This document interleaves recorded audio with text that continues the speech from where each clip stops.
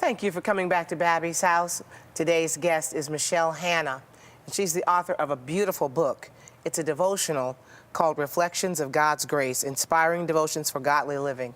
It's a beautiful book to look at as well as to read, as devotionals should be. There's a very nice creative element when a book is very pretty to look at. That's a devotional book, and this fits that description so beautifully. Michelle, thank you for being here on Babbie's house. Thank you for having me. And you tell me that you have a technical background. You are a computer programmer. I am. But you discovered this creative side. I did. Just 3 years ago, I had never dreamed of writing anything. I was a computer programmer. Had a math background, and most people know computer programmers, they only write computer programs. But the Lord He inspired me to start writing and said, if you'll give me the messages, I'll write it. So now these messages, how do you discover them? A lot of times it's through a lyric in a song that just grabs my heart, and the Lord just gives me the words to say. And then other times I had prayed, Lord, let me see the spiritual things in everyday life. And you know, if you pray that way, the Lord's going to answer that prayer. He honors your prayers.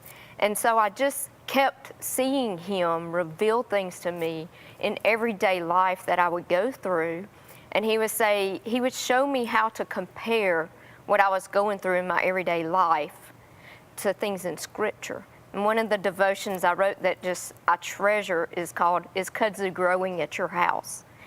And one day I was leaving my house and I saw a vine of kudzu growing across my driveway, and I knew I needed to take care of that. Because kudzu will overtake everything. Yes, ma'am. Yes, ma'am. And so I did research, and the research that I found was you can't just cut the vine because it encourages the vine to grow. You have to get to the root and dig up the root crown of the kudzu vine.